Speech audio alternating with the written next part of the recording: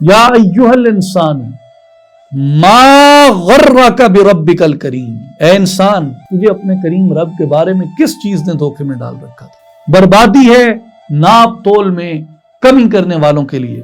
فمن یعمل مثقال ذرۃ خیرا یرہ، جس نے ذرہ بھر بھی نیکی کی ہوگی نا وہ اس ذرہ بھر کو بھی دیکھ لے، مگر جو لوگ ایمان لائے اور نیک عمل کرتے ہیں ان کے لیے دائمی ثواب ہوتا ہے۔ الحمدللہ رب العالمین، الصلاۃ والسلام علی سید الانبیاء والمرسلین وعلی آلہ وصحبہ اجمعین۔ خواتین و حضرات، السلام علیکم ورحمۃ اللہ وبرکاتہ۔ بحمد اللہ آج قرآن مجید کے آخری پارہ یعنی 30ویں پارہ کا خلاصہ لے کے ناچیز آپ کی خدمت میں حاضر ہے۔ یہ اس کا فضل، اس کا کرم، اس کی توفیق، اس کی عطا ہے کہ اس نے ہمیں یہ توفیق عطا فرمائی۔ قرآن مجید کے 30ویں پارہ کا آغاز سورہ النبا سے ہوتا ہے اور یہ لفظ اس کی دوسری آیت سے اخذ کیا گیا ہے، عن النبأ العظیم سے۔ آیت نمبر 1 سے آیت نمبر 16 میں کفار کا قیامت کے بارے میں سوال، قیامت کے متعلق شکوک و شبہات کی تردید اور تکوینی دلائل کا بیان ہے۔ آیت نمبر 17 سے آیت نمبر 30 میں قیامت کے مختلف مناظر، کفار کی مختلف سزاؤں کا بیان ہے۔ آیت نمبر 31 سے آیت نمبر 40 تک پرہیزگاروں کے انعامات، رب تعالیٰ کی شان اور کفار کا اپنے اعمال پر اور اپنے انجام پر حسرت کرنے کا بیان۔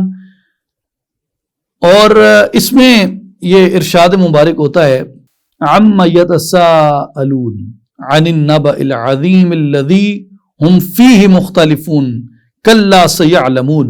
یہ لوگ آپس میں کس چیز سے متعلق سوال کرتے ہیں؟ کیا اس عظیم خبر سے متعلق جس کے بارے میں وہ اختلاف کرتے ہیں؟ ہرگز وہ خبر لائے کے انکار نہیں، وہ ان قریب اس حقیقت کو جان لیں گے۔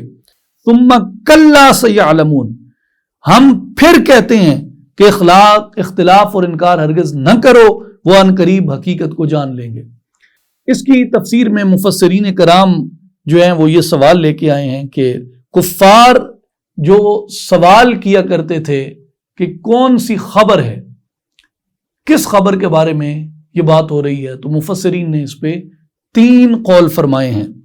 ایک قول یہ ہے کہ اس خبر سے مراد قرآن مجید ہے، قرآن مجید جو آیا وہ اس کے اوپر سوال کرتے تھے اور اظہار تعجب کرتے تھے۔ اور دوسری چیز جس پہ وہ سوال کرتے تھے اور جس چیز کا وہ انکار کرتے تھے، جس میں وہ بحث اور جھگڑا اور اختلاف کرتے تھے، وہ خاتم النبیین محمد مصطفیٰ احمد مجتبیٰ صلی اللہ علیہ وآلہ وسلم کی نبوت تھی۔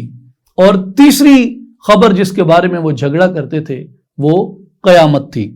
تو ان تینوں احتمالات کی طرف کہ اس خبر سے جس میں کفار جھگڑا کرتے ہیں یہ قرآن مجید ہے یا نبوت و رسالت محمدی صلی اللہ علیہ وآلہ وسلم ہے یا قیامت ہے، ان تینوں کے بارے میں مفسرین نے تفصیل سے کلام فرمایا۔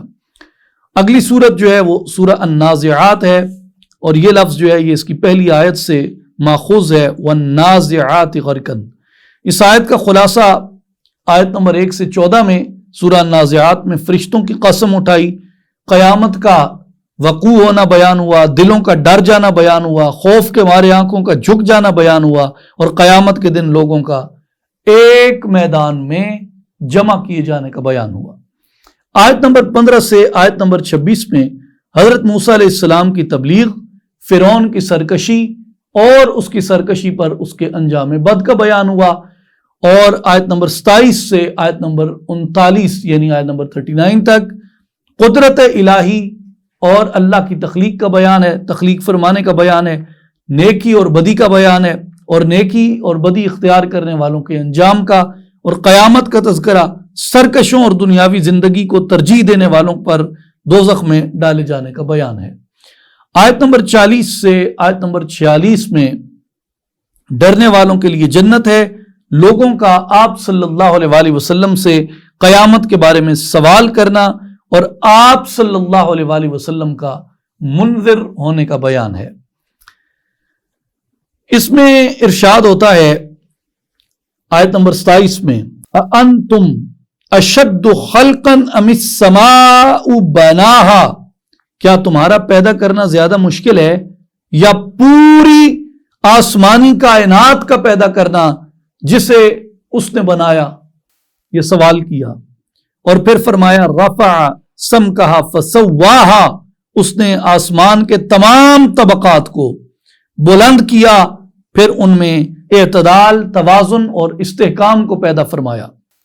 تو اس میں بھی یہ بات جاننے کی ہے کہ یہ حضرت موسیٰ علیہ السلام اور فرعون کا قصہ ختم کرنے کے بعد اللہ تبارک و تعالیٰ نے سلسلہ کلام کو پھر حیات بعد الموت کے منکرین کی طرف اس کو راجع فرمایا اور اس کی طرف لوٹایا۔ یعنی جو لوگ مرنے کے بعد اٹھنے کا انکار کرتے ہیں کہ مرنے کے بعد تو کوئی زندگی نہیں ہوگی، پھر وہی ہے کہ تم قبر میں چلے گئے سو گئے، تو اللہ تبارک و تعالیٰ نے یہاں پہ یہ استدلال کیا کہ اے کافرو، اے قیامت کا انکار کرنے والو، اے حشر اجساد کا انکار کرنے والو، اے مرنے کے بعد دوبارہ اٹھائے جانے کا اور میدان حشر میں جمع کیے جانے کا انکار کرنے والو، یہ بتاؤ کہ یہ جو طبق در طبق آسمان قائم کیے گئے ہیں، ان آسمانوں کو پیدا کرنا مشکل ہے یا تمہیں دوبارہ کھڑا کر دینا اس کے لیے مشکل ہے؟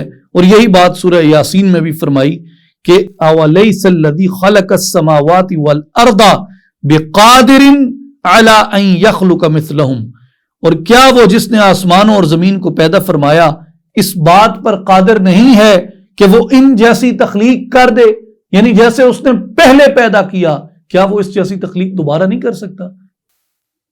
عقل سے کام اگر لو تو تم یہ جان جاؤ گے کہ اس کے علم میں، اس کی قدرت میں، اس کے ارادے میں کوئی نقص نہیں ہے، وہ جو چاہے کر سکتا ہے۔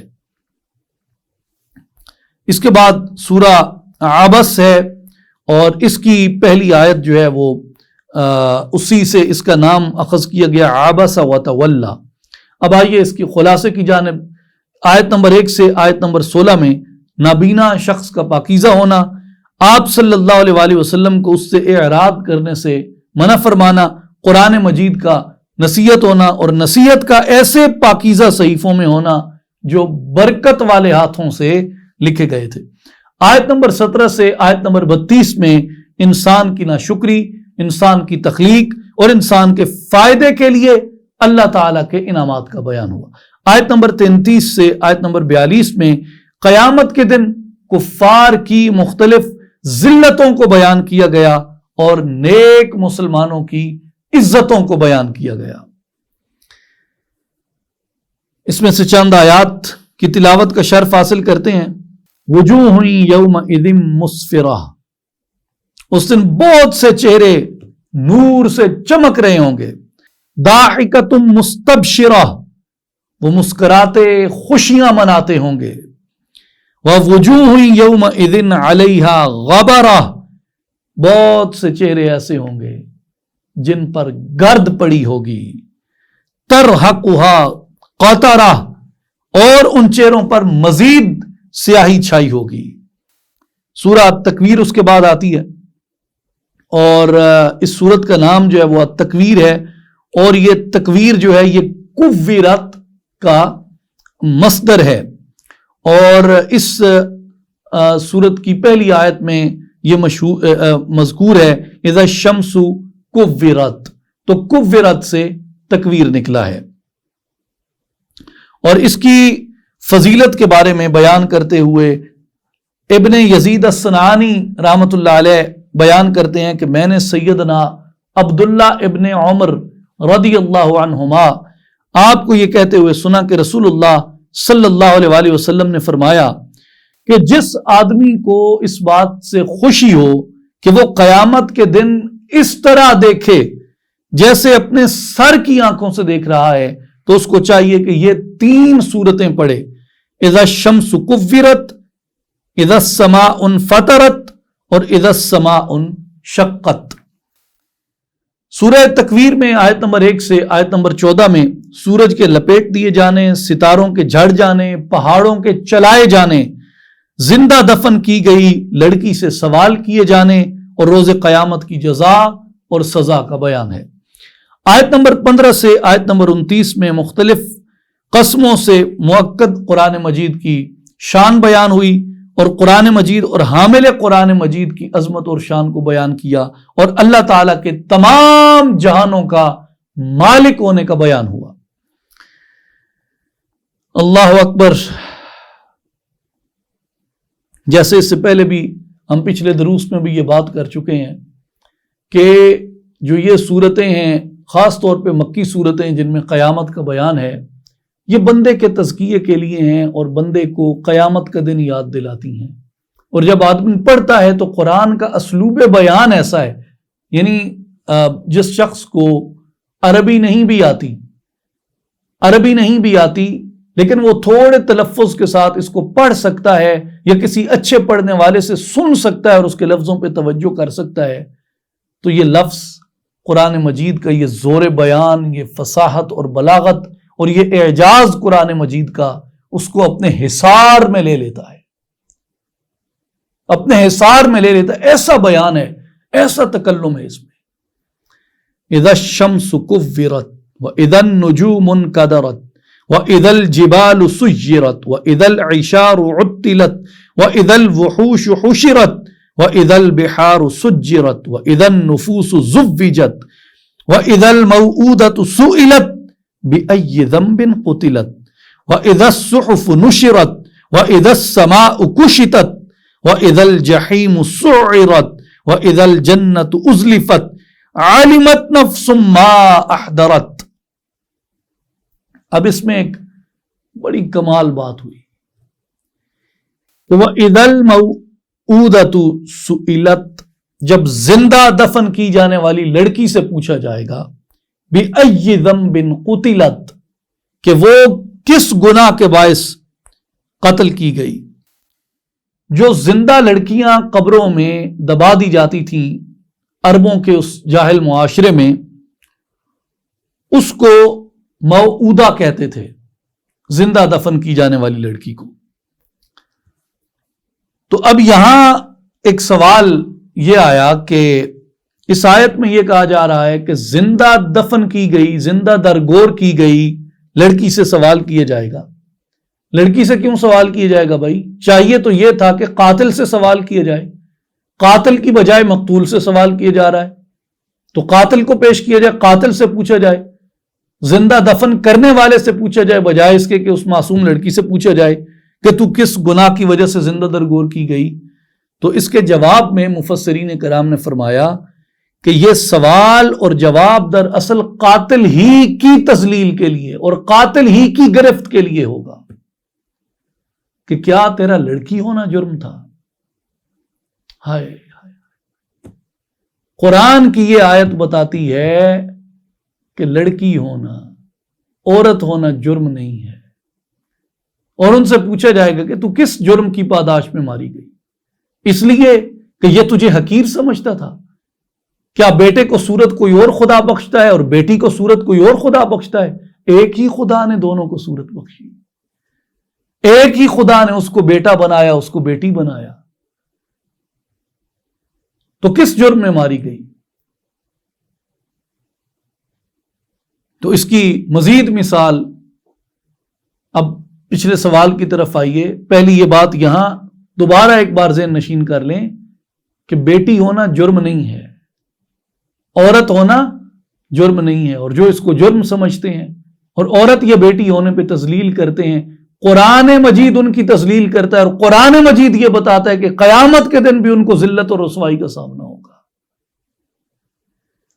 اور پھر اس کے مزید جواب میں مفسرین کرام نے یہ فرمایا کہ مقتول سے سوال کیا جانا جو ہے، یعنی قاتل سے سوال نہ کیا جانا اور مقتول سے پوچھے جانے کا مطلب یہ ہوگا کہ جو مقتول ہوگا وہ قاتل کے جرم کی گواہی دے گا اور یہ کہے گا کہ یہ اس وجہ سے اس نے مجھے قتل کیا تھا، اور مقتول خود قاتل کو بے نقاب کرے گا، اور اس کی دلیل جو ہے وہ حضرت عیسیٰ علیہ السلام کے بارے میں دی گئی کہ جو حضرت عیسیٰ کو خدا اور آپ کی والدہ کو جو لوگ خدا کہتے ہیں اور معبود مانتے ہیں، ان کی تکذیب کے لیے قیامت کے دن حضرت عیسیٰ علیہ السلام سے سوال کیا جائے گا، یعنی ان سے تو کیا ہی جائے گا نا، ان سے پہلے حضرت عیسیٰ سے سوال کیا جائے گا۔ انت قلت للناس اتخذونی و امی الہین من دون اللہ، اے عیسیٰ علیہ السلام کیا تم نے لوگوں کو کہا تھا کہ تم مجھ کو اور میری ماں کو اللہ کے علاوہ معبود بنا لو؟ کیا یہ آپ نے کہا تھا ان لوگوں کو؟ قال، تو حضرت عیسیٰ علیہ السلام عرض کریں گے سبحانک ما یکون لی ان اقول ما لیس لی بحق، تو وہ عرض کریں گے تو پاک ہے، میرے لیے یہ روا نہیں کہ میں ایسی بات کہوں جس کے کہنے کا مجھے کوئی حق نہیں ہے۔ یعنی وہ لوٹائیں گے اس بات کو ان کی طرف کہ یہ میری امت نے خود اس گمراہی کو تراش لیا، اس جہالت کو تراشا، اس شرک کو تراشا، میں نے تو ان کو یہ نہیں کہا تھا کہ یہ مجھے اور میری ماں کو معبود بنا دیں۔ تو جس طرح حضرت عیسیٰ علیہ السلام کو یہ سوال کیا جائے گا ان کی قوم کی گرفت کرنے کے لیے، اسی طرح اس زندہ دفن کی جانے والی لڑکی کو سوال کیا جائے گا اس قاتل کی گرفت کرنے کے لیے کہ تو کس جرم میں ماری گئی۔ پھر سن لیں، بیٹی ہونا جرم نہیں ہے، بیٹی گھر میں ہوئی ہے نعمت سمجھو، خدا کی رحمت سمجھو، اس کی ناقدری مت کرو۔ قرآن کتنی عزت دیتا ہے اس جنس کو۔ اس کے بعد سورہ الانفطار ہے، اور انفطار کا جو لفظ ہے یہ بھی اخذ کیا گیا انفطرت سے۔ یہ لفظ اس کی پہلی آیت میں آتا ہے اذا السماء انفطرت۔ آیات کا خلاصہ الانفطار کا یہ ہے کہ آیت نمبر 1 سے آیت نمبر 19 میں قیامت کی علامات ہیں، انسان کے ناشکرے ہونے کا بیان ہے، نیک اور بد لوگوں کے الگ الگ انجام کا بیان ہے، اور قیامت کے دن اللہ کی حاکمیت کا بیان ہے۔ اور اس میں ارشاد ہوتا ہے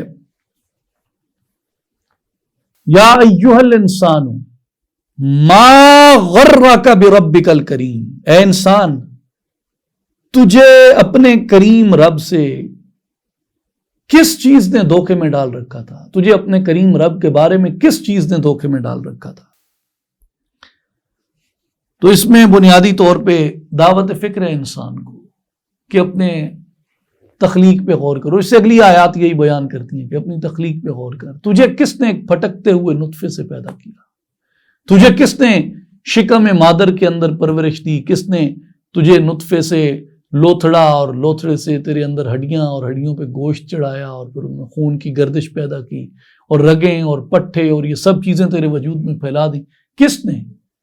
جس نے تجھے اتنی نعمتیں عطا کی اور تو اسی سے غافل ہو گیا۔ کس نے تجھے اس سے غافل کیا؟ لوٹ اس خدا کی طرف، رجوع کر اس خدا کی طرف، اس برحق معبود سے اپنی لو لگا لے، محبت پیدا کر لے اس سے پہلے کہ تیری روح کا رشتہ تیرے جسم سے منقطع ہو جائے۔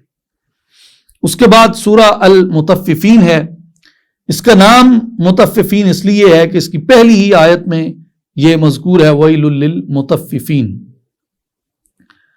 آیت نمبر 1 سے آیت نمبر 17 میں ہے کہ ناپ تول میں کمی کرنے والوں کی ہلاکت ہوگی، قیامت کو جھٹلانے والوں کی مذمت بیان کی گئی اور ان کے انجام بد کو بیان کیا گیا، سرکشوں کا آیات کو کہانیاں کہنا اور آیات کو کہانیاں کہنے والوں کا جہنم میں داخل ہونا، اس بات کو بیان کیا گیا۔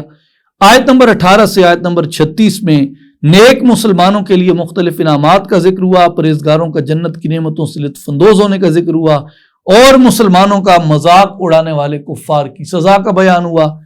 اور اس میں ارشاد ہوتا ہے وَيْلٌ لِّلْمُطَفِّفِينَ الَّذِينَ إِذَا اكْتَالُوا عَلَى النَّاسِ يَسْتَوْفُونَ وَإِذَا كَالُوهُمْ أَوْ وَزَنُوهُمْ يُخْسِرُونَ، بربادی ہے ناپ تول میں کمی کرنے والوں کے لیے۔ اور یہ لوگ جب دوسرے لوگوں سے ناپ لیتے ہیں تو ان سے پورا لیتے ہیں، جب انہیں خود ناپ کر یا تول کر دیتے ہیں تو یہ گھٹا دیتے ہیں۔ گویا جو تجارت میں بے ایمانی ہے، جو تجارت میں ناپ تول میں کمی ہے اور ملاوٹ ہے، قرآن مجید نے ان لوگوں کی تکذیب کی ہے۔ سنن ابن ماجہ میں حضرت سیدنا عبداللہ ابن عمر رضی اللہ تعالی عنہما سے یہ روایت ہے کہ رسول اللہ صلی اللہ علیہ وآلہ وسلم نے ارشاد فرمایا کہ اے مہاجرین کی گروہ، 5 چیزیں ایسی ہیں تم ان میں مبتلا ہو جاؤ گے اور میں اس سے اللہ کی پناہ چاہتا ہوں کہ تم کبھی ان میں مبتلا ہو۔ ایک حضور نے فرمایا جس قوم میں بے حیائی عام ہو جائے، جس قوم میں بے حیائی عام ہو جائے. اور یہ حدیث آئینہ ہے, شیشہ دکھاتی ہے ہمیں, صورت دکھاتی ہے اپنی کہ یہ شیشہ لگائے حدیث کا, سامنے کھڑے ہو جاؤ اور دیکھو آج تم کس حال میں زندگی گزار رہے ہو. فرمایا جس قوم میں بے حیائی ظاہر ہوتی ہے حتیٰ کہ وہ برسر عام بے حیائی کے کام کرنے لگتے ہیں تو ان کے اندر طاعون پھیل جاتا ہے, یعنی وبائی امراض پھیل جاتے ہیں. کتنی بڑی دلیل ہے, میرے مصطفیٰ کا فرمان ہے. ابھی بھی اگر کوئی عبرت نہ پکڑے تو پھر نہ پکڑے. دوسرا فرمایا جو قوم بھی ناپ تول میں کمی کرتی ہے, حضور نے فرمایا اس پر لازماً قحط آتا ہے, افلاس چھا جاتا ہے. اور تجارت میں بے ایمانی کرنے والے لوگ, یعنی ناپ تول میں کمی کرنے والے. سنن ابن ماجہ کی حدیث ہے, عبداللہ ابن عمر راوی ہیں, میرے سرکار علیہ السلام نے فرمایا ناپ تول میں کمی کرنے والی قوم کے اوپر ظالم حکمران مسلط کیے جاتے ہیں. پوری امت اسلامی میں نگاہ دوڑائیے, کون سا نظام چل رہا ہے, کیسے حکمران ہمیں ورثے میں ملتے ہیں جو ہم پچھلے 200-250 سال سے بھگت رہے ہیں. آیت اور تیسری کیٹیگری حضور نے ارشاد فرمائی کہ جو لوگ اپنے اموال کی زکوٰۃ نہیں دیتے وہ بارش سے محروم کر دیے جاتے ہیں. اور فرمایا کہ اگر حیوانات ان کے علاقوں میں اور خطوں میں نہ ہوتے تو اللہ تبارک و تعالیٰ ان پر بالکل ہی بارش نہ فرماتا, یعنی جو تھوڑی بہت بارش ہوتی بھی ہے یہ ان جانوروں کی وجہ سے اللہ کرم فرماتا ہے. اور چوتھے وہ لوگ جو اللہ اور رسول کے عہد کو توڑتے ہیں, اور جو ایسا کرتے ہیں اللہ تعالیٰ ان پر مخالف دشمن کو مسلط کر دیتا ہے. ہم نے پاکستان کلمہ طیبہ لا الہ الا اللہ محمد الرسول اللہ کے وعدے پہ بنایا, اللہ رسول سے وعدہ کیا, اللہ سے اور رسول سے وعدہ کیا اور اس وعدے سے پھر گئے. حدیث پاک میں بیان آیا ہے کہ جو اللہ اور رسول کے عہد کو توڑتے ہیں ان کے اوپر ان کے مخالف دشمن کو مسلط کر دیا جاتا ہے, وہ ان کے ہاتھوں سے مال چھین لیتا ہے. یہ IMF اور ورلڈ بینک کو بیان کیا یہاں پہ. اور فرمایا جو امام قوم کے قوم کی امامت کرنے والے اور عدالتوں میں انصاف کرنے والے جب اللہ کی کتاب کے مطابق فیصلہ نہیں کرتے اور اللہ کے نازل کیے ہوئے احکام کو ترجیح نہیں دیتے, اللہ تعالیٰ ان میں ایک دوسرے کا خوف پیدا کر دیتا ہے. یعنی جس قوم کے منصف انصاف کرنے والے اور حکمران ایسے ہو جائیں کہ وہ کتاب کے مطابق فیصلہ نہ کریں بلکہ احکام الہی پر اور چیزوں کو ترجیح دینے لگ جائیں تو ان کے وجود میں خوف ڈال دیا جاتا ہے. لیکن اس میں بنیادی نقطہ موضوع کی مناسبت سے تھا, ناپ تول میں کمی کرنے والے اور تجارت میں بے ایمانی کرنے والے. اس کے بعد سورہ الانشقاق آتی ہے. اس کی بھی پہلی جو آیت مبارکہ ہے اس میں انشقت کا لفظ آیا اور وہاں سے الانشقاق اس کا نام اخذ کیا گیا. اس کا خلاصہ آیت نمبر 1 سے 25 میں زمین و آسمان کا فنا کو بیان کیا گیا اور ان کے مطیع ہونے کو بیان کیا گیا. مسلم اور کافر کا حساب اور ان کا الگ الگ انجام بیان کیا گیا. کافروں کا قرآن مجید کو جھٹلانا اور اللہ کے حضور سجدہ نہ کرنا بیان کیا گیا اور کافروں کو عذاب کی وعید سنائی گئی اور مومنوں کو بے حساب اجر کی بشارت عطا فرمائی گئی. آیت نمبر 25 میں ارشاد ہوتا ہے اِلَّا الَّذِينَ آمَنُوا وَعَمِلُوا الصَّالِحَاتِ لَهُمْ أَجْرٌ غَيْرُ مَمْنُونٍ. مگر جو لوگ ایمان لائے اور نیک عمل کرتے ہیں ان کے لیے دائمی ثواب ہوتا ہے. یعنی جو ایمان لائے اور اعمال صالح کرے. یہاں پہ عقیدہ اور اعمال یہ دونوں چیزیں جوڑ دیں کہ عقیدہ کا درست ہونا اور ایمان کا صحیح ہونا اور ایمان کا وجود کے اندر ہونا لازم ہے اور اعمال کا صالح ہونا لازم ہے. جب یہ دونوں چیزیں مل جاتی ہیں یعنی ایمان بھی مضبوط ہوتا ہے اور اعمال بھی صالح ہوتے ہیں تو اللہ تبارک و تعالیٰ نہ ختم ہونے والا اجر عطا فرماتا ہے. اس کے بعد سورہ البروج ہے.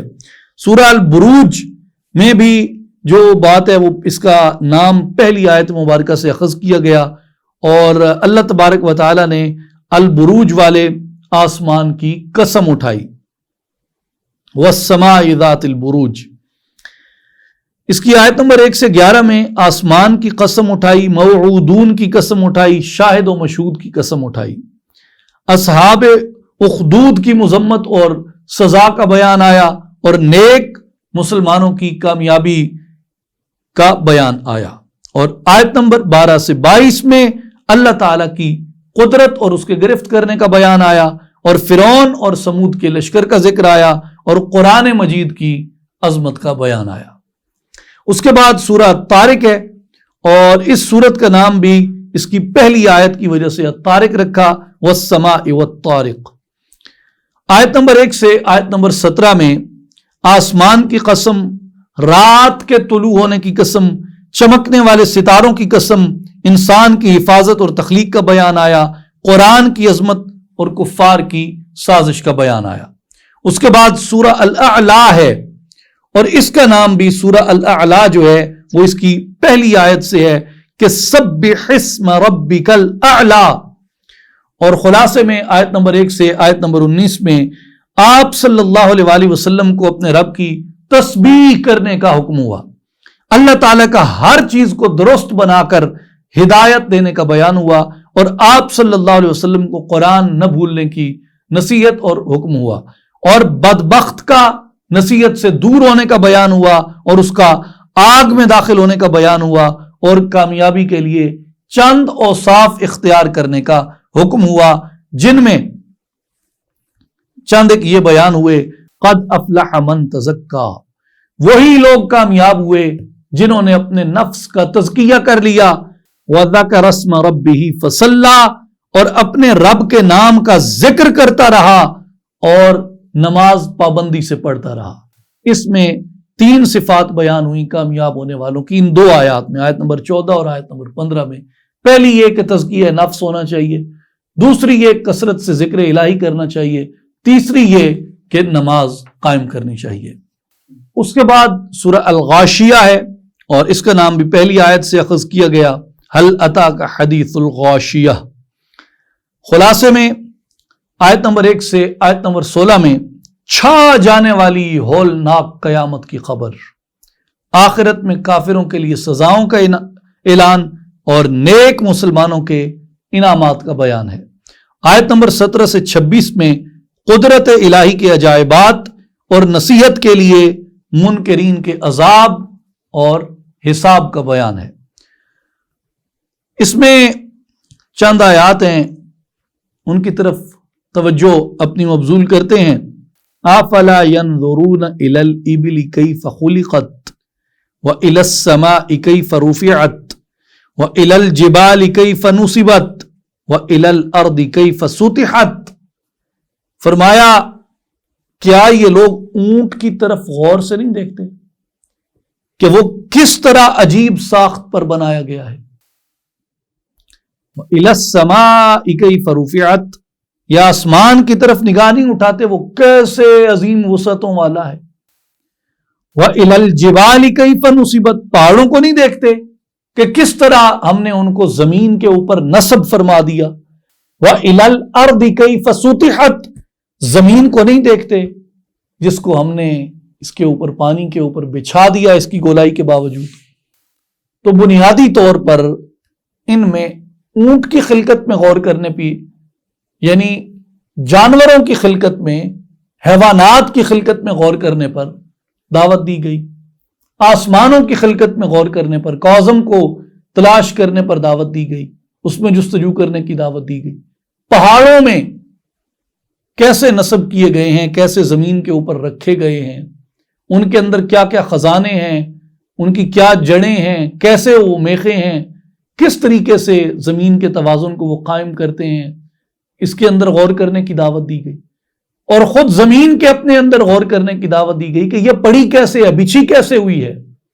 تو یہ جو مضامین ہیں ان آیات کے، آیت نمبر 17 سے 20 تک کے سورہ الغاشیہ میں، یہ سبھی مضامین مسلمانوں کو سائنس کی طرف متوجہ کرتے ہیں، سائنسی علوم کی طرف متوجہ کرتے ہیں کہ اشیاء کی ماہیتوں میں غور کیا جائے، اور اشیاء کی ماہیتوں میں غور کرنا اور ان کی تلاش کرنے کی جستجو کا عمل جو ہے، یہی انسان کو ان اعلیٰ حقیقتوں تک لے کے جاتا ہے۔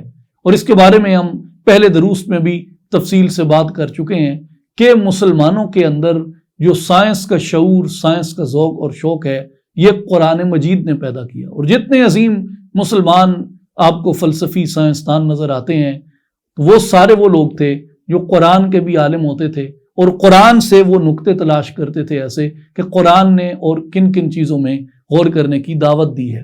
جیسے اونٹ میں غور کرنے کی دعوت دی گئی ہے، تو امام دمیری رحمۃ اللہ علیہ کی حیات الحیوان کتاب دیکھ کے آدمی دنگ رہ جاتا ہے، حیران رہ جاتا ہے کہ کس زمانے میں انہوں نے جانوروں کے اوپر، چھوٹے چھوٹے حشرات الارض کے اوپر، پرندوں کے اوپر، ان کی نیچر پہ، ان کی فطرت پہ کتنا غور و خوض سے کام کیا. اور وہ جیسے آج کے زمانے کا نیشنل جیوگرافک ہے یا اینیمل پلینٹ وغیرہ ہیں، تو یہ امام دمیری رحمۃ اللہ علیہ کی آپ کتاب دیکھیں حیات الحیوان، آپ کو محسوس ہوتا ہے کہ اس زمانے میں چونکہ ٹی وی سکرین نہیں تھی تو وہ ایسے ہی ہے جیسے نیشنل جیوگرافک ہے یا اینیمل پلینٹ ہے، یہ ایسی چیزیں ہیں. مجھے کئی ایسی چیزیں دیکھنے کا فارسی زبان کی اتفاق ہوا. باز نامے، یعنی بازوں کے متعلق کتب، اس میں بازوں کی اقسام کیا ہیں، ان کی نیچر کیا ہے، ان کی فطرت کیا ہے، اس بارے میں بیان ہے. اسب نامے، گھوڑوں کے بارے میں، گھوڑوں کی اقسام، گھوڑوں کی فطرت، گھوڑوں کی نیچر، گھوڑوں کے رنگوں کی اقسام، ان کی بیماریوں کے بارے میں، ان کے علاج کے بارے میں. اسی طرح کبوتر نامے ہیں، اس میں کبوتروں کے بارے میں جو ہے وہ تفصیلات دی گئی ہیں. اسی طرح سگ نامے ہیں جس میں کتوں کے بارے میں تفصیلات جو ہیں دی گئی ہیں، اور ان میں اکثر ایسے ہیں جو صنف شاعری کے اندر لکھے گئے ہیں، صنف شاعری میں لکھے گئے ہیں، ویسے نثر کے اندر بھی ہیں، یعنی منظوم منثور دونوں بیان ہوئے. تو یہ جتنی یہ تحقیقات مسلمانوں نے کی ہیں، ان کی خلقت میں غور کیا، ان سائنسی علوم میں انہوں نے ترقی کی، جانوروں میں، حشرات الارض میں، مچھلیوں کے بارے میں، پرندوں کے بارے میں، پالتو جانوروں کے بارے میں، جنگ کے جانوروں کے بارے میں، اونٹ کے بارے میں، ہاتھی کے بارے میں، اور جتنی یہ اشیاء تھیں جن کے اندر ایجادات انہوں نے کی ہیں، جس میں انہوں نے ترقی کی، دنیا کو ایک نئی راہ کے اوپر انہوں نے ڈالا. اور آج جدید دنیا کی جتنی ترقی ہے یہ مسلمانوں کی مرہون منت ہے. اور بڑے بڑے مستشرقین، بڑے بڑے اورینٹلسٹ، اور وہاں کے اپنے لوگ جو بڑے بڑے فرانس کے، یورپ کے دیگر ممالک کے، برطانیہ کے، امریکہ کے، ہر جگہ پہ وہ اس بات کا اعتراف کرتے ہیں کہ ہم نے جو ترقی کی ہے اور ہم نے جس سفر کو آگے بڑھایا ہے، دراصل یہ وہ سفر ہے جو مسلمان، عرب اور سینٹرل ایشین سائنسدانوں نے جس سفر کو آگے بڑھایا تھا. تو قرآن مجید ہی ہماری توجہ جو ہے وہ اس جانب مبذول کرواتا ہے. رابرٹ بریفالٹ بڑا مشہور فرینچ ہسٹورین ہے، اس نے یہ لکھا ہے کہ اگر مسلمان نہ ہوتے، مسلمان سائنسدان، تو آج مغرب اپنی جس ترقی کا دعویٰ کرتا ہے، مغرب آج بھی اسی جہالت میں ڈوبا ہوتا جس میں یہ ہزاروں برس تک ڈوبا رہا ہے. یہ رابرٹ بریفالٹ نے دعویٰ کیا ہے کہ اگر مسلمان نہ ہوتے تو مغرب میں کوئی ترقی نہ ہوتی. انہوں نے اپنی ترقی کا دیا مسلمانوں کے دیے سے روشن کیا ہے. آپ دیکھیں نا، کبھی اندلس کے مسلمانوں کے بارے میں علامہ اقبال نے جو لکھا ہے وہ یہی کہتے ہیں کہ ظلمت یورپ میں تھی جن کی خرد راہ بھی، یورپ میں خرد کے سارے چراغ اندلس سے روشن ہوتے ہیں، سارے چراغ اندلس سے روشن ہوتے ہیں، مسلمانوں سے روشن ہوتے ہیں. تو بہرحال یہ ایک موضوع ہے جس پہ ہمیں ضرور اپنی توجہ رکھنی چاہیے. ہمارے جو نوجوان بیٹے ہیں، بیٹیاں ہیں، ان کو سائنسی علوم کے اندر ترقی حاصل کرنی چاہیے. اور سائنس کو اس لیے نہیں پڑھنا چاہیے کہ میں سکول ٹیچر بھرتی ہو جاؤں گا یا میں کہیں سائنس ٹیچر بھرتی ہو جاؤں گا. ٹھیک ہے، ایسی نیت کرنے میں بھی کوئی حرج نہیں ہے، رزق حلال ہے تو بڑی اچھی بات ہے. لیکن اصل میں یہ علوم پڑھنے کے لیے ہوتے ہیں کہ آپ ان علوم کے اوپر پوری دسترس حاصل کر لیں. اور جس طریقے سے میں کہتا ہوں کہ پاکستان ایک وکیل نے بنایا، اس کا تصور ایک فلسفی، ایک عاشق قرآن نے دیا، علامہ اقبال نے بنایا وکیل نے، اور بچایا ایک سائنسدان نے، ڈاکٹر عبد القدیر خان نے. ایک سائنسدان نے پاکستان کو بچایا. اگر آج پاکستان ایٹمی طاقت نہ ہوتا، باقی بچانے والی ذات تو اللہ کی ہے، لیکن جو اسباب ظاہری ہم اپنے دیکھتے ہیں، اگر آج پاکستان ایٹمی طاقت نہ ہوتا تو ہندوستان ہمیں نگل چکا ہوتا کب کا. تو ایک سائنسدان نے پاکستان کو ایٹمی طاقت بنا کر اس کے دفاع کو ناقابل تسخیر کر دیا. اس سے آپ کو پتہ چلتا ہے کہ آپ کی قومی زندگی کے اندر سائنس کی، سائنسی علوم کی کتنی اہمیت اور کتنی افادیت ہے. اس کے بعد آگے آئیں سورہ الفجر. اس سورت کا نام جو ہے وہ اس کی پہلی آیت سے لیا گیا ہے، والفجر سے. آیات کا خلاصہ آیت نمبر 1 سے آیت نمبر 20 میں، فجر کی قسم، جفت و طاق، 10 راتوں کی قسم. آد سمود اور فرعونیوں کی سرکشی اور ان کی ہلاکت کا بیان آیا، مال و دولت کا عزت کا معیار نہ ہونے کا بیان آیا، یتیم کی عزت نہ کرنے، مسکینوں کو کھانا نہ کھلانے اور میراث کا سارا مال سمیٹ جانے اور مال سے شدید محبت کرنے والے لوگوں کی مذمت کے بارے میں بیان آیا، اور قیامت کا منظر بیان ہوا آیت نمبر 21 سے آیت نمبر 30 میں۔ کفار کے لیے سخت ترین عذاب، مومن کی شان آخرت اور نفس مطمئنہ کا جنت میں داخل ہونے کا بیان آیا۔ اس میں اللہ تبارک و تعالیٰ نے فرمایا کلا بل لا تکرمون الیتیم، یہ بات نہیں بلکہ حقیقت یہ ہے کہ عزت اور دولت کے ملنے پر تم یتیموں کی قدر اور اکرام نہیں کرتے، ولا تحاضون علی طعام المسکین، اور نہ ہی تم مسکینوں یعنی غریبوں اور محتاجوں کو کھانا کھلانے میں ایک دوسرے کی ترغیب کرتے ہو۔ وَتَأْكُلُونَ التُّرَاثَ أَكْلًا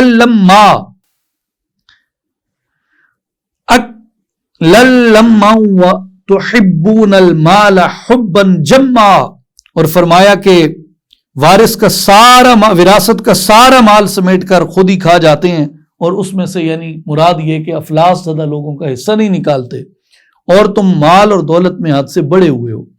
اس میں مفسرین کرام فرماتے ہیں کہ سورہ الفجر کی آیت نمبر 17 میں جو کلا کا لفظ ہے یہ ان کے گمان کو مسترد کرنے کے لیے ہے کہ اگر کوئی شخص مالدار ہے تو اس کا مالدار ہونا اس کی فضیلت کی وجہ سے نہیں ہے کہ وہ صاحب فضل تھا تو مالدار ہو گیا، اور اگر کوئی غریب ہے، کوئی مفلس ہے تو وہ اپنے ذلت کی وجہ سے مفلس اور غریب نہیں ہے۔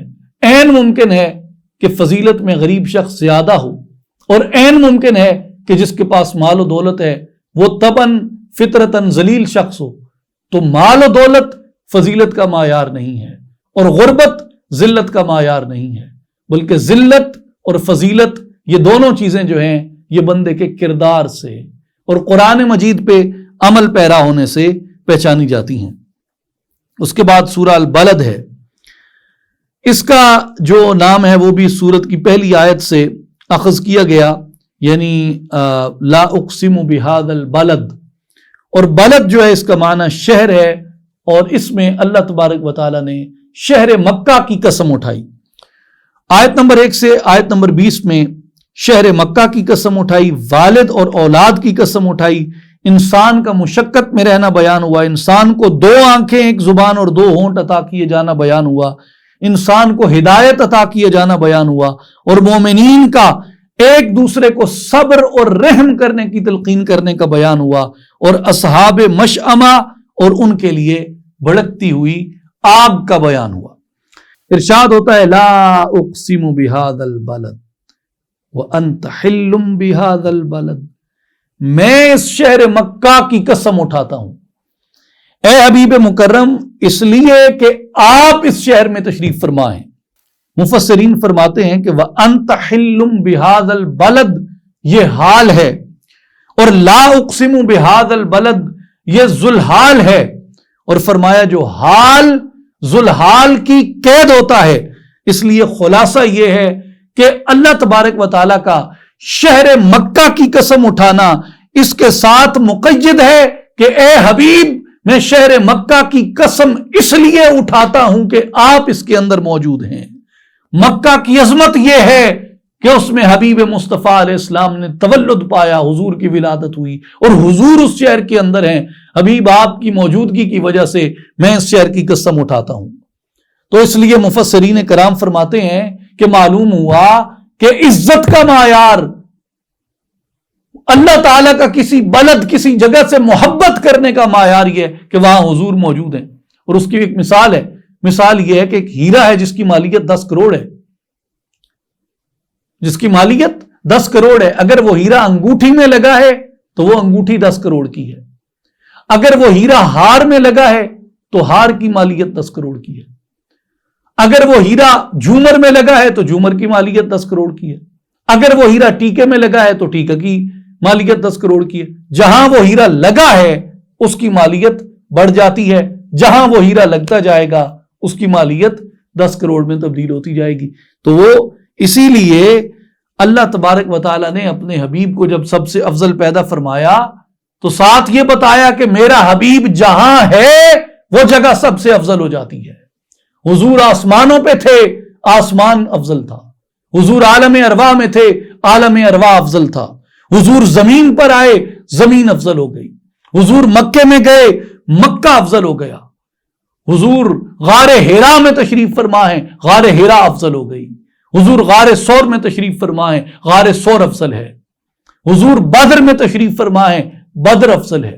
حضور احد پہ تشریف فرما ہے، احد افضل ہے.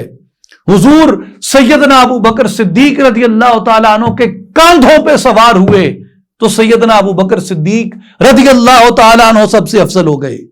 حضور جب مدینہ میں آ گئے تو مدینہ افضل ہو گیا. حضور کا چہرہ مسجد اقصی کی طرف تھا تو وہ افضل تھا اور قبلہ تھا. حضور کا چہرہ مسجد حرام کی طرف ہو گیا تو وہ افضل ہو گیا. حضور علیہ الصلوۃ والسلام جب اپنی قبر انور کے اندر جلوہ فرما ہو گئے تو جس مقام پہ حضور جلوہ فرما ہو گئے وہ کائنات کی ہر ایک جگہ سے وہ جگہ افضل ہو گئی. اس لیے فرش سے عرش تک، عرش سے فرش تک ہر چیز کی تعظیم اور تکریم کا مدار حضور علیہ الصلوۃ والسلام کے دامان سے وابستہ ہونے کے اندر ہے. جہاں حضور ہیں وہ جگہ افضل ہو گئی. اس لیے فرمایا مکے کی قسم اس لیے کہتا ہوں کہ حبیب آپ اس کے اندر ہیں. اس کے بعد سورہ شمس ہے، یہ بھی لفظ اس کی پہلی آیت سے اخذ کیا گیا، والشمس وضحاہا. آیت نمبر 1 سے آیت نمبر 10 میں سورج اور اس کی روشنی کی قسم کھائی، چاند کی قسم کھائی، دن اور رات کی قسم کھائی، آسمان و زمین کی قسم کھائی، تزکیہ نفس والوں کی کامیابی کا اعلان ہوا اور تزکیہ نفس نہ کرنے والے یعنی گناہوں میں مبتلا رہنے والوں کی ناکامی کا بیان ہوا. آیت نمبر 11 سے آیت نمبر 15 میں قوم سمود کی تکذیب اور سرکشی کی بنیاد پر ان کی ہلاکت کا بیان ہوا. اس کے بعد سورہ اللیل ہے، یہ بھی اس کی ابتدا میں اللیل کا ذکر ہے، واللیل اذا یغشا. آیات کے خلاصے میں آیت نمبر 1 سے آیت نمبر 21 میں رات اور دن کی قسم کھائی، نر اور مادہ پیدا کرنے والے رب کی قسم کھائی، انسانوں کے مختلف اعمال کی بنا پر مختلف انجام کی قسم کھائی، بدبخت کا آگ میں داخلہ ہو گئی یہ بیان ہوا. مال کی پاکیزگی کے لیے حضرت ابو بکر صدیق رضی اللہ تعالیٰ عنہ کا مال خرچ کرنا اور ان کا انفاق سے رضائے الہی تلاش کرنا اور اللہ تعالیٰ کا ان سے راضی ہو جانا یعنی مال خرچ کرنے سے. اس کے بعد سورہ الضحیٰ ہے اور اس کی بھی پہلی آیت میں چونکہ والضحیٰ کا لفظ ہے تو اس لیے اس کا نام سورہ الضحیٰ ہے. آیت نمبر 1 سے 11 میں والضحیٰ اور لیل کی قسم کھائی، اللہ تعالیٰ کا اپنے محبوب کو نہ چھوڑنے کا بیان ہوا اور آپ کی ہر آنے والی گھڑی گزری ہوئی گھڑی سے بہتر ہے اس کا بیان ہوا. اللہ کا اپنے محبوب کو غنی کرنے کا بیان ہوا اور آپ کو یتیم پر سختی کرنے اور سائل کو جھڑکنے سے منع کرنے کا بیان ہوا اور اپنے رب کی نعمتوں کے خوب چرچا کرنے کی مسلمانوں کو اور آقا پاک علیہ الصلوۃ والسلام کو تلقین فرمائی گئی. اس کے بعد سورہ علم نشرح ہے، اس کے 3 نام ہیں، ایک الانشراح یہ بھی اس کا نام ہے اور سورہ الشرح یہ بھی اس کا ایک نام ہے اور علم نشرح یہ بھی اس کا ایک نام ہے. یہ تینوں نام اس کے آئے ہیں لیکن یہ تینوں اخذ ہوئے ہیں علم نشرح لک صدرک سے. آیت نمبر 1 سے 3 میں آپ صلی اللہ علیہ وآلہ وسلم کے سینے مبارک کو کھول دیا جانا، آپ کا بوجھ ہلکا کر دیا جانا، آپ کے لیے آپ کے ذکر کو بلند کرنا، آپ کو نماز سے فراغت کے بعد دعا کرنے اور اللہ کی طرف رغبت اختیار کرنے کا حکم ہوا. اور حضور علیہ الصلوۃ والسلام کی رفت کو بیان کرتے ہوئے فرمایا وَرَفَعْنَا لَكَ ذِكْرَكَ، ہم نے آپ کی خاطر اے حبیب آپ صلی اللہ علیہ وآلہ وسلم آپ کی خاطر آپ کے ذکر کو بلند کر دیا. اور یہ بات یاد رکھنے کی ہے کہ اللہ تبارک و تعالیٰ نے نہ صرف اس دنیا کے اندر حضور علیہ السلام کا ذکر بلند فرمایا، مفسرین کرام نے اس پہ بڑی خوبصورت گفتگویں فرمائی ہیں. ایمان تازہ ہو جاتا ہے گفتگویں دیکھ کے، ان کی تفسیرات کو پڑھ کے، تشریحات کو دیکھ کے، اپنے آقا کی شان دیکھ کے. اللہ تبارک و تعالیٰ نے ہر عالم، ہر جہان، ہر مقام کے بارے میں یہ فرمایا کہ حبیب ہم نے ہر جگہ آپ کا ذکر بلند کر دیا. یہ دنیا کیا چیز ہے؟ عالم ارواح میں آپ کا ذکر بلند تھا. اور کیسے ذکر بلند تھا؟ وَإِذْ أَخَذَ اللَّهُ مِيثَاقَ النَّبِيِّينَ. اور اے محبوب وہ وقت یاد کریں جب اللہ نے اپنے انبیاء سے پختہ عہد لیا. حضور کا ذکر عالم ارواح میں بلند تھا. اور آج بھی آسمانوں پر اگر خدا کے بعد کسی کا ذکر بلند ہے تو وہ مصطفیٰ کا ذکر ہے، حضور علیہ الصلوۃ والسلام کا ذکر ہے. اور اس کی دلیل مفسرین نے قرآن مجید کی یہ آیت دی ہے، ان اللہ وملائکتہ یصلون علی النبی. اور زمین پر بھی حضور علیہ الصلوۃ والسلام کا ذکر سب سے بلند ہے. لیکن جب زمین پر بات آتی ہے تو اس آیت سے امت پر ذمہ داری عائد ہو جاتی ہے کہ تمہیں ذکر مصطفیٰ کا محافظ بنایا گیا ہے. جاؤ حضور کے ذکر کو عام کرو، عاشقوں میں عشاق کی طرح حضور کا ذکر عام کرو، محبین میں محبین کی طرح حضور کے ذکر کو عام کرو، مخلصین میں مخلصین کی طرح حضور کے ذکر کو عام کرو، اور عوام میں عوام کی طرح حضور کے ذکر کو عام کرو. اور منکرین کے سامنے ایسے دلائل لے کے آؤ کہ وہ لاجواب ہو جائیں اور وہ بھی حضور کا چرچا شروع کر دیں. اور جو کفار ہیں جن تک پیغام نہیں پہنچتا، اپنے کردار کو، اپنے علم کو اس سطح پہ لے کے آؤ کہ تم ان لوگوں تک جہاں جہاں حضور کا نام، حضور کا پیغام نہیں پہنچتا، وہاں حضور کا نام، حضور کا پیغام لے کے جاؤ. اور زیادہ تر تو لوگ ایسے ہیں جن تک قرآن کا، آقا پاک علیہ السلام کا صحیح پیغام پہنچا ہی نہیں ہے. رپورٹ ہے کہ تقریباً 90 سے 95% جو کامن امریکن کرسچنز ہیں وہ یہ نہیں جانتے کہ قرآن مجید میں ورجینٹی آف میری بیان ہوئی ہے، کہ یعنی سیدہ مریم سلام اللہ علیہا کا پاک دامن ہونا قرآن میں بیان ہوا. یہ 90 سے 95% کامن امریکن کرسچنز یہ بات نہیں جانتے، اور اس لیے وہ یہ سمجھتے ہیں کہ قرآن کوئی ایسی کتاب ہے جس میں معاذ اللہ حضرت مریم کی توہین ہوگی اور حضرت عیسیٰ کی نبوت کا انکار ہوگا. جب ان کو بتایا جاتا ہے کہ ہماری کتاب یہ کہتی ہے کہ جو حضرت مریم کی پاک دامنی پر ایمان نہ لائے وہ مسلمان ہی نہیں ہے، اور جو حضرت عیسیٰ کو اللہ کا نبی نہ مانے وہ مسلمان ہی نہیں ہے، وہ ہکا بکا ہوتے، کہتے ہیں ہمیں تو اس سے مختلف بتایا گیا. تو ایسے لوگ تیار کرنے کی ضرورت ہے جو اپنے مسلمانوں کے درمیان تو اصلاح کا فریضہ سر انجام دیتے رہیں، لیکن اس کے ساتھ ساتھ ایسے لوگ تیار کیے جائیں جو ان لوگوں تک جائیں جن کو اسلام کی غلط تشریح اور تعبیر وہاں کے لوگ اپنے مالی، دنیاوی، سیاسی مفاد کے لیے بتاتے ہیں، اور وہاں جا کے اسلام کا صحیح چہرہ جو ہے وہ علم کے ساتھ، حکمت کے ساتھ، دانائی کے ساتھ، عمل کے ساتھ لوگوں کے سامنے پیش کیا جائے. اس لیے آقا پاک علیہ الصلوۃ والسلام کا ذکر ہر چیز نے کیا. جامع ترمذی میں کئی روایات امام ترمذی رحمۃ اللہ علیہ نے اور دیگر محدثین نے بھی بیان کی ہیں. سیدنا علی رضی اللہ تعالیٰ عنہ نے بیان کیا، آقا پاک علیہ السلام جہاں سے گزرتے تھے پتھر اور درخت حضور علیہ الصلوۃ والسلام کو دیکھ کے کہتے تھے السلام علیک یا نبی اللہ. تو پتھر اور درخت بھی حضور علیہ الصلوۃ والسلام کا ذکر کرتے ہیں. تو کوئی اور ایسا نہیں ہے دنیا میں خدا کے سوا جس کا ذکر یہ مخلوق بھی کرتی ہو.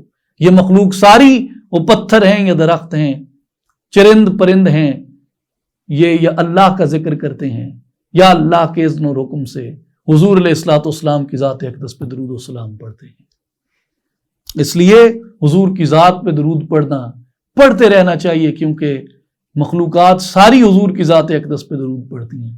تو سب مل کے کہو الصلاۃ والسلام علیک یا رسول اللہ وعلی آلک واصحابک وازواجک یا حبیب اللہ یا محمد الرسول اللہ صلی اللہ علیہ وسلم.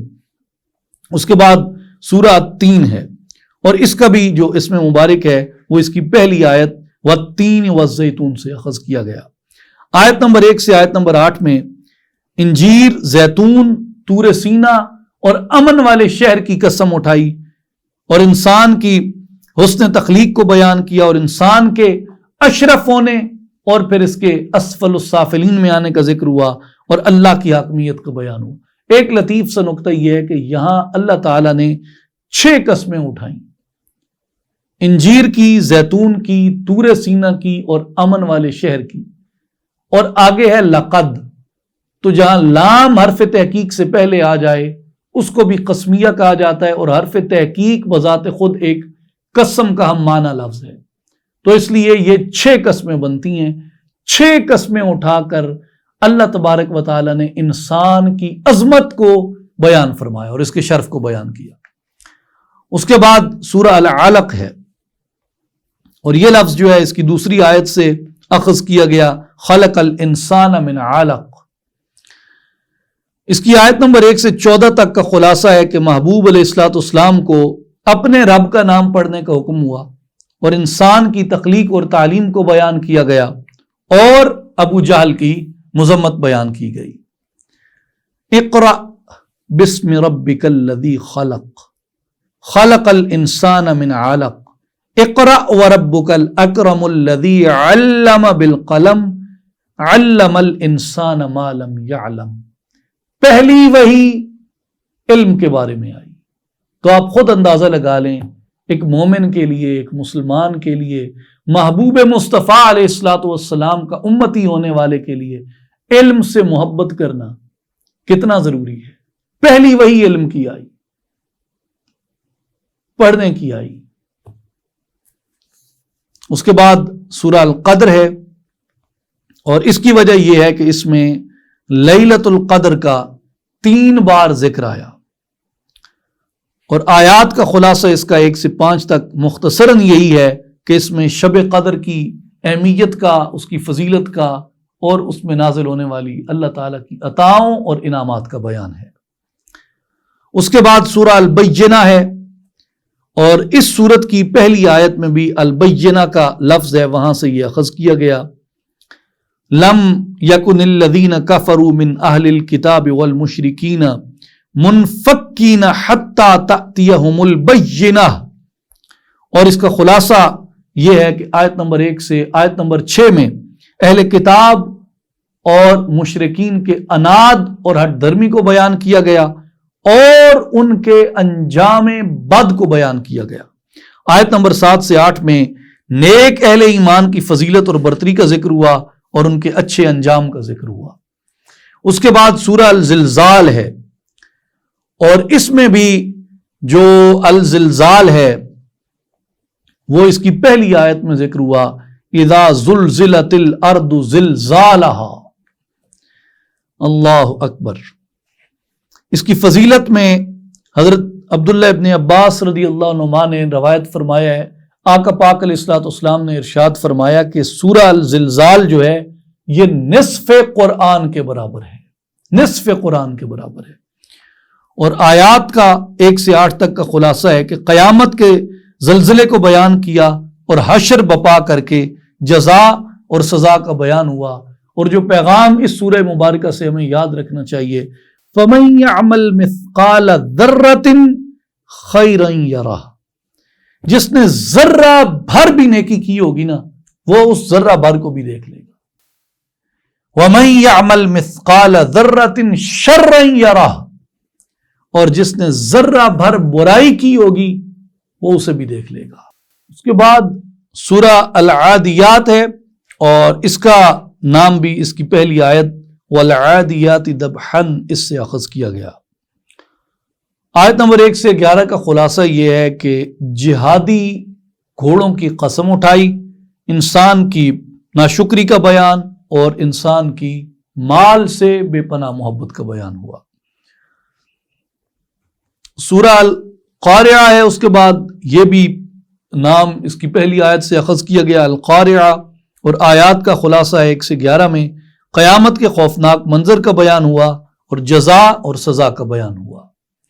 اس کے بعد سورہ التکاثر ہے، یہ نام بھی اس کی پہلی آیت سے اخذ کیا گیا الہاکم التکاثر. آیت نمبر 1 سے آیت نمبر 8 کا خلاصہ یہ ہے کہ دین کو چھوڑ کر دنیا کے مال و دولت میں مشغول ہونے پر انسانوں کی مذمت کی گئی، اور انسان کا جہنم کو یقین کی آنکھ سے دیکھنا بیان ہوا، اور ان سے نعمتوں کے بارے میں سوال کیے جانے کا بیان ہوا. اور اس میں بہت ہی عبرت کی طرف ہمیں متوجہ کرنے والے یہ دو مختصر کلمات ہیں، الہاکم التکاثر حتی زرتم المقابر، تمہیں کثرت مال کی ہوس اور فخر نے آخرت سے غافل کر دیا، حتی زرتم المقابر، تم دولت کماتے رہے، اینڈ کیا ہوا؟ اپنی قبروں کو جا پہنچے، ساتھ کوئی کچھ نہیں لے کے گیا، سب سونا، سب مال و متاع، سب حسین لباس، سب جائیدادیں اور سب لالچیں تمیں جو اس دنیا میں کیا کرتے تھے وہ ساری یہاں دھری کی دھری رہ جائیں گی۔ قبر کے چوکھٹے خالی ہیں انہیں مت بھولو، قبر کے چوکھٹے خالی ہیں انہیں مت بھولو، جانے کب کون سی تصویر سجا دی جائے۔ اس کے بعد سورہ العصر ہے، اور یہ بھی اس کی پہلی آیت سے اخذ کیا گیا نام والعصر، اور حضرت امام شافعی رحمت اللہ علیہ آپ نے فرمایا کہ اگر لوگ صرف اسی ایک سورت میں غور و فکر کر لیں، اسی ایک سورت کو پڑھ لیں تو ان کے لیے یہی کافی ہے۔ اور ایک یہ قول بھی کیا گیا ہے کہ اگر قرآن مجید سارا نازل نہ ہوتا تو امت کی ہدایت کے لیے یہ ایک سورت بھی کافی تھی۔ اتنی بڑی یہ انسانوں کی تلقین عطا فرماتی ہے، اتنی بڑی نصیحت ہے یہ والعصر، بظاہر مختصر سے کلمات ہیں لیکن اتنی بڑی صورت ہے یہ۔ اور اس کی آیت نمبر 1 سے 3 میں بیان ہوا کہ انسان کی کامیابی کے لیے 4 اہم ترین خوبیاں، ایمان، عمل صالح، ایک دوسرے کو حق کی تلقین اور صبر کی تلقین، یہ 4 خوبیاں جو اپنا لے ان کے لیے فرمایا کہ وہ لوگ خسارے والوں میں سے نہیں ہیں۔ اور اس میں جو والعصر ہے اس کی ایک تو کہا گیا ہے کہ وہ مطلقاً زمانے کی قسم اٹھائی گئی ہے، اور بعض مفسرین نے کہا ہے والعصر سے مراد وہ زمانہ جس زمانے میں آقا پاک علیہ الصلوۃ والسلام جلوہ گر تھے، تو اللہ تبارک و تعالیٰ نے والعصر سے حضور کے زمانہ مبارک کی قسم اٹھائی کہ حبیب تیرے زمانے کی قسم۔ اس کے بعد سورہ الہمازہ ہے، یہ لفظ بھی اس سورت کی پہلی آیت الہمازہ سے اخذ کیا گیا، ویل لکل ہمازۃ لمزہ، آیت نمبر 1 سے 9 میں تانا دینے والے چغل خوروں اور ذخیرہ اندوزی کرنے والوں کی مذمت کا بیان ہے۔ اس کے بعد سورہ الفیل ہے، اس کی جو نام ہے وہ بھی اس کی پہلی آیت سے اخذ کیا گیا، الم تر کیف فعل ربک باصحاب الفیل، اور اس میں آیت نمبر 1 سے 5 میں بیت اللہ شریف کی عظمت کو بیان کیا گیا اور حملہ آور ہاتھی والوں کی ہلاکت کا بیان کیا گیا۔ اس کے بعد سورہ القریش ہے، اور یہ بھی اس میں پاک جو ہے اس سورت کی پہلی آیت سے اخذ کیا گیا، لإیلاف قریش، اور اس کی 1 سے 4 تک آیات کا خلاصہ قریش کی فضیلت اور عظیم ترین احسان کے سبب انہیں عبادت کثرت سے کرنے کا حکم ہوا۔ اس کے بعد سورہ الماعون ہے، اور یہ ماعون کا جو لفظ ہے یہ اس سورت کی آیت نمبر 7 سے اخذ کیا گیا، وَيَمْنَعُونَ الْمَاعُونَ، اور آیت نمبر 1 سے 7 تک کا خلاصہ یہ ہے کہ روز جزا کو جھٹلانے والے، یتیم کو دھکے دینے والے کا تذکرہ کیا گیا، دکھاوا کرنے والے نمازیوں یعنی ریاکاری کرنے والوں کی ہلاکت کا بیان ہوا، اور عام برتنے والی چیزوں کو مانگنے پر نہ دینے والے شخص کی مذمت کا بیان ہوا۔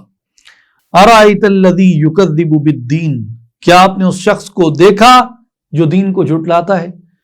فذالک یدعو الیتیم، تو یہ وہ شخص ہے جو یتیم کو دھکے دیتا ہے، یتیم سے محبت کرو۔ ولا یحض علی طعام المسکین، اور محتاج کو کھانا کھلانے کی ترغیب نہیں دلاتا، غریبوں کو کھانا کھلاؤ، غریبوں میں کھانا بانٹو، اللہ کو پسند ہے، اور جو یہ کام نہیں کرتے اللہ انہیں ناپسند فرماتا ہے۔ اس کے بعد سورہ الکوثر ہے، انا اعطیناک الکوثر، اس میں آپ صلی اللہ علیہ وآلہ وسلم کو کوثر عطا کیا جانا، نماز اور قربانی کرنے کا حکم، اور آقا پاک علیہ الصلوۃ والسلام سے دشمنی رکھنے والوں کی مذمت کا بیان آیا۔ سورہ الکافرون، اس کے بعد اس کی پہلی آیت سے ہی یہ لفظ مبارک اس سورت کا نام بنا، یا ایھا الکافرون، اور آیت کا خلاصہ یہ ہے، اس کی آیت نمبر 1 سے 6 تک کا، کہ آپ صلی اللہ علیہ وآلہ وسلم کا کافروں اور ان کے معبودان باطلہ سے بیزاری کا اعلان ہے۔ سورہ نصر ہے، اس کے بعد یہ لفظ بھی اس سورت کی پہلی آیت سے اخذ کیا گیا، اذا جاء نصر اللہ والفتح۔ خلاصہ اس کی 3 آیات کا یہ ہے کہ دین اسلام کے غلبہ کی بشارت ہے، اور اللہ تبارک و تعالیٰ کی حمد و تسبیح کرنے اور استغفار کرنے کی اس میں تلقین کی گئی ہے۔ اور یہ بڑی کمال کا ایک سیکوینس ہے اس میں، کہ جب بھی تمہیں کامیابی ملے، اور اس میں جس طریقے سے بتایا گیا ہے کہ لوگ جوک در، جب اللہ کی مدد آئی تو لوگ جوک در جوک دین اسلام میں داخل ہو رہے ہیں۔ اب یہ لوگ داخل ہو رہے ہیں تو حبیب آپ کیا کریں؟ آپ کثرت سے اللہ کی حمد و ثنا کریں، اور آپ استغفار کثرت سے کریں۔ تو گویا جب بھی تمہیں کامیابی ملے، جب بھی اللہ کی تائید اور نصرت شامل ہو جائے، تو اس سے پانے کے بعد متکبر نہ ہو جاؤ، اٹھلاؤ مت، اتراؤ مت، فخر مت کرو، بلکہ عاجزی کرو، اللہ کی تعریف بیان کرو کہ یہ اس کی مدد، اس کی نصرت سے تھا۔ اس کے بعد سورہ لہب ہے، اس کے 3 نام بیان ہوئے، سورہ اللہب بیان ہوا، سورہ تبت بیان ہوا، اور المسد بیان ہوا۔ یہ تینوں الفاظ اس صورت میں بیان ہوئے ہیں،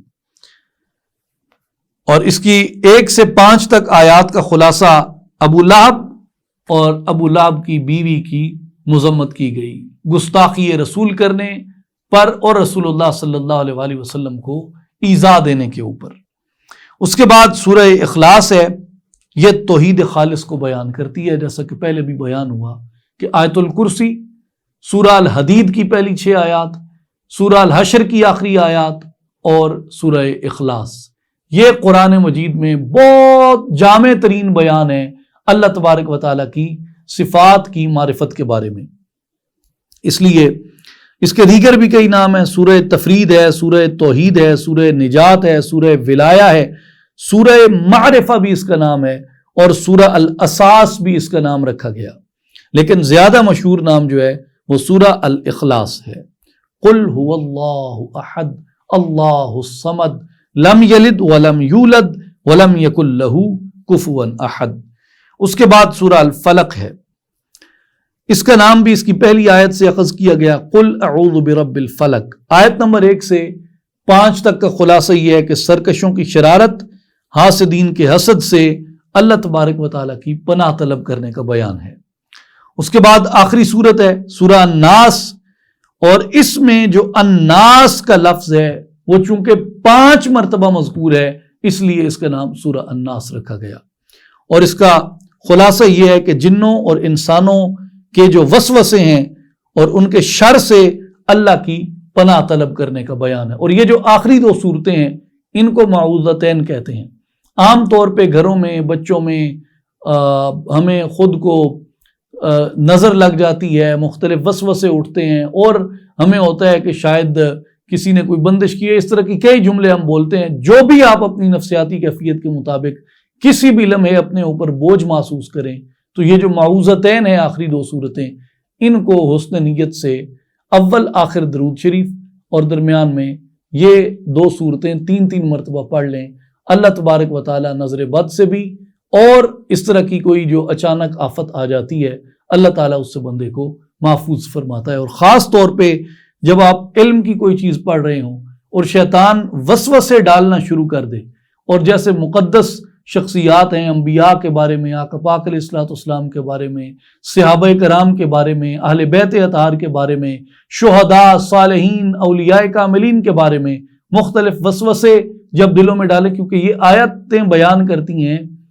کہ شیاطین جو ہیں وہ بندے کے سینوں میں وسوسے ڈالتے ہیں۔ شیاطین سے بچنے کے لیے، شیاطین کے شر سے، شیاطین کی شرارت سے، شیاطین کے وسوسوں سے، اور شیاطین کی پھیلائی گئی بندوں کے سینوں میں جو بدگمانیاں ہیں، شیاطین کی ان پھیلائی گئی بدگمانیوں سے بچنے کے لیے آپ کو کثرت سے سورہ الناس کی تلاوت کرنی چاہیے۔ اس کے بعد آتے ہیں اس کی سمری کی طرف۔ آخری پارے میں 582 آیات ہیں اور 37 سورتیں اس میں بیان ہوئیں، اس کی طویل فہرست ہے۔ سورہ النبا سے النازعات، اور پھر عبس ہے، تکویر ہے، الانفطار ہے، سورہ الاخلاص، الفلق اور الناس تک۔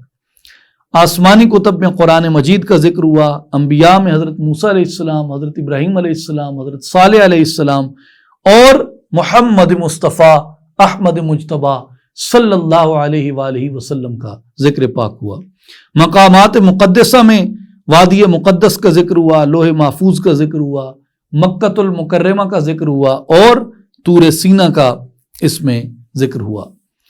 اقوام میں قوم سمود، قوم عاد اور اہل کتاب کا ذکر ہوا۔ معجزوں میں ناقۃ اللہ جو حضرت صالح علیہ السلام کی قوم تھی اس کا ذکر ہوا۔ عذاب میں قوم سمود پر چنگاڑ کا عذاب اور اصحاب فیل پر کنکریوں کا عذاب اس میں بیان ہوا، اور کئی ایک واقعات اس کے اندر بیان ہوئے۔ حضرت موسیٰ علیہ السلام اور فرعون کا واقعہ آیا، حضرت صالح علیہ السلام کی قوم کا تذکرہ آیا، اور ابرہہ کا بیت اللہ شریف پر جو حملہ کرنے کا تھا وہ اس میں بیان ہوا۔ اللہ تعالیٰ کے فضل سے، اس کے کرم سے اور اس کی توفیق سے تمام 30 پاروں کا خلاصہ مکمل ہوا۔ ہم اس کے حضور سر بسجود ہیں، اور اس میں جو بھی کوتاہی تھی، نقص تھا، وہ ناچیز کے نفس کی خطا تھی، کم علمی کم عملی کی وجہ سے تھا، ناچیز کی جہالت کی وجہ سے تھا، اور جو حق تھا وہ اللہ تبارک و تعالیٰ کی طرف سے تھا، اور وہ تھا جو اس نے اپنے پاک باز بندوں کے ذریعے ہم تک پہنچایا ہے۔ اللہ تعالیٰ ہماری تمام خطائیں معاف فرمائے اور ہمارے گناہوں کو بخش دے، بے شک وہ بخشنے والا ہے، وہ غفور الرحیم ہے، اور ہمیں قرآن کے دامن سے وابستہ ہونے کی توفیق عطا فرمائے۔ جب تک ہمارا قرآن سے رشتہ ہے ہم مسلمان کہلانے کے مستحق ہیں، اور ہم اس دنیا میں آگے جانے کے، عزت پانے کے، اور آخرت میں عزت پانے کے مستحق ہیں۔ قرآن سے اگر ہمارا رشتہ کمزور ہے اور ہمارا رشتہ اگر ٹوٹ گیا ہے تو ہم کچھ بھی نہیں ہیں۔ اڑ گیا دنیا سے تو مانند خاک راہ گزر، اگر قرآن سے ہمارا رشتہ کمزور ہو گیا۔ اللہ تعالی ہمیں قرآن مجید سے اپنا مضبوط تعلق، ہدایت اور نور والا تعلق اختیار کرنے کی توفیق عطا فرمائے، اور ہمیں ان لوگوں سے بنا دے جن کے ظاہر اور باطن قرآن سے منور ہوتے ہیں۔ ایک بار پھر اپنے گناہوں کی معافی طلب کرتے ہوئے اور اس کی رحمت کی امید اور یقین رکھتے ہوئے اس کی بارگاہ میں دست بدعا ہیں کہ وہ ہمیں قرآن مجید پر اپنی زندگی بتانے کی توفیق عطا فرمائے۔ وآخر دعوانا ان الحمد للہ رب العالمین۔ ان اللہ وملائکتہ یصلون علی النبی یا ایھا الذین آمنوا صلوا علیہ وسلموا تسلیما۔ اللہم صل علی سیدنا و مولانا محمد وعلی آل محمد وبارک وسلم وصلی علیہ۔